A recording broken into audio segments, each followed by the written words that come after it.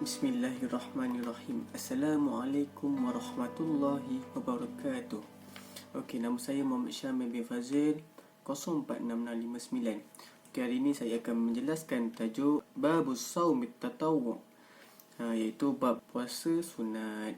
Slide yang kedua.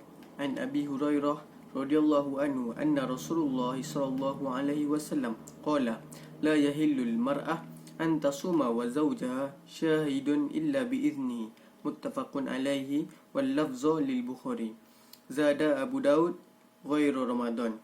Maksudnya daripada Abi Hurairah radhiyallahu anhu bahawasanya Rasulullah sallallahu alaihi wasallam bersabda, tidak dibolehkan seorang perempuan ataupun isteri berpuasa dan ketika suaminya berada di sisinya kecuali dengan keizinan suaminya.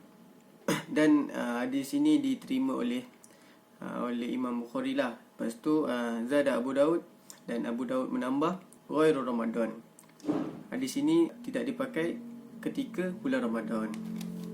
Okey, slide yang ketiga. At-tahlilul lafzi syahidun ay hadara ghairu musafirin. Okey, maksud syahidun dalam hadis tadi maksudnya suami tu hadir, bukannya pergi musafir. Okey, next. Zada Abu Daud ayy min hadithil bahthi Hurairah radhiyallahu anhu. Maksudnya Abu Daud tadi dia menambah yang pasal hadis yang disebut oleh disebut Abi Hurairah ni. Dia menambah itulah ghairu Ramadan. Hadis ni boleh dipakai selain pada bulan Ramadan.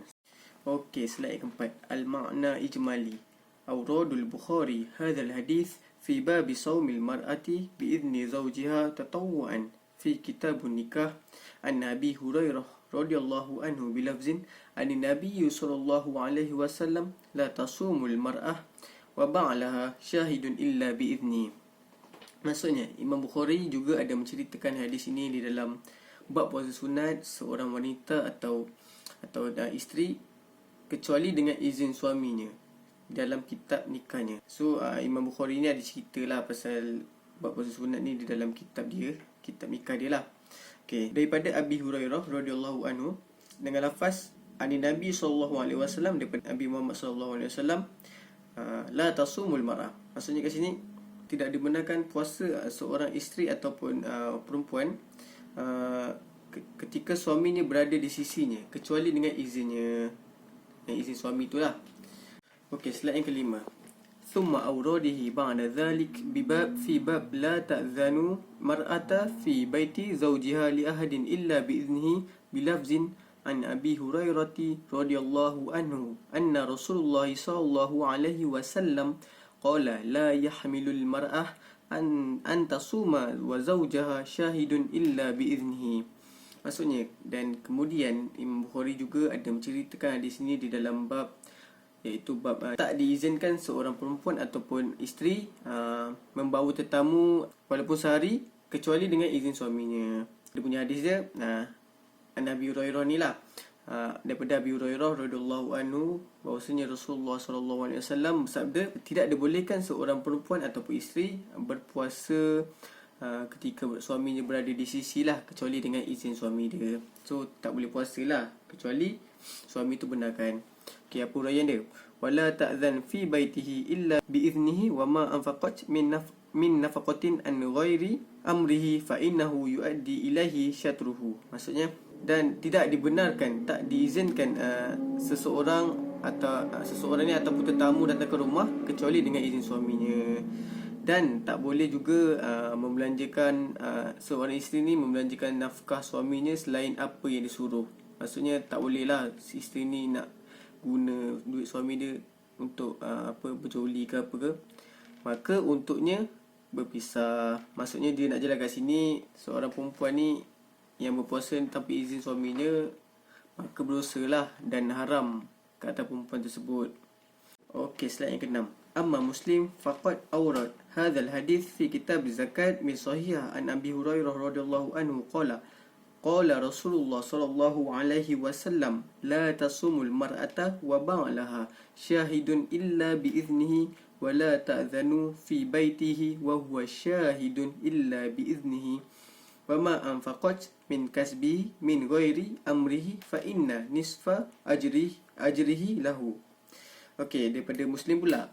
Ia menceritakan hadis ini di dalam kitab zakat dia lah. Okey, an Abi Hurairah. Daripada Abi Hurairah radhiyallahu anhu qala Rasulullah sallallahu alaihi wasallam. Okey, la tasumu, tidak dibolehkan berpuasa seorang perempuan ataupun seorang isteri ketika suaminya berada di sisi kecuali dengan izin suaminya. Dan wala ta'zanu fi baiti wa huwa syahidun. Maksudnya, dan tidak boleh menerima tetamu dalam keadaan suaminya keluar kecuali dengan izinnya. So tak boleh terima tetamu lah kecuali suami dia izinkan.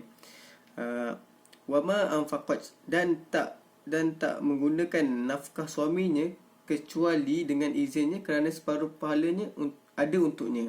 Maksudnya wa ma anfaqat ni, so isteri ni tak boleh gunakan nafkah suaminya sesuka hati kecuali dengan izinnya, kerana dekat sini kerana separuh pahala ada pada suaminya.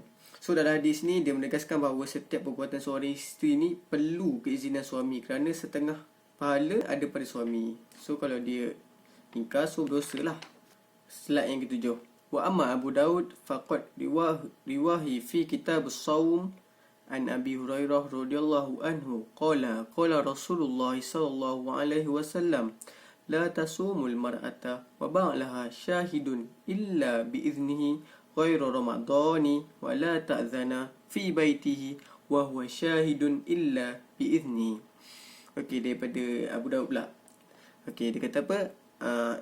Apa Abu Daud ada menceritakan dalam hadis ni dalam kitab puasa dia lah.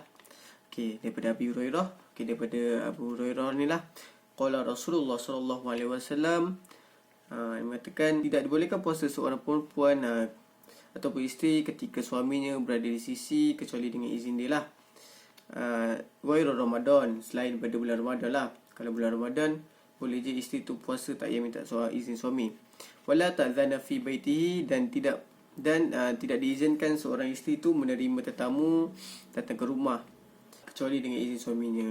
So jelas kat sini daripada hadis daripada Abu Daud ni, jelaslah Abu Daud juga menegaskan bahawasanya apabila seorang isteri ni bila nak melakukan sesuatu ni wajiblah minta izin suami je.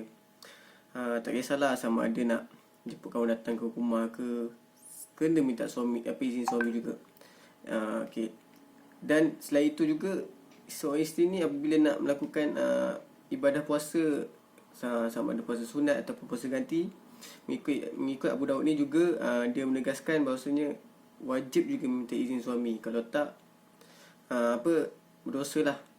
Okey, slide yang ke-8, fiqhul hadis. Apa yang saya dapat daripada hadis ini tadi, yang pertama, annal wafa'i bihaqqi zawji ula minat tatawwu'i bisawm. Maksudnya yang pertama ni, apa yang saya dapat, memenuhi hak suami tu lebih afdal lah, lebih utama daripada berpuasa sunat. So isteri perlulah memenuhi hak-hak suami ni sebab dia lebih utamalah daripada berpuasa.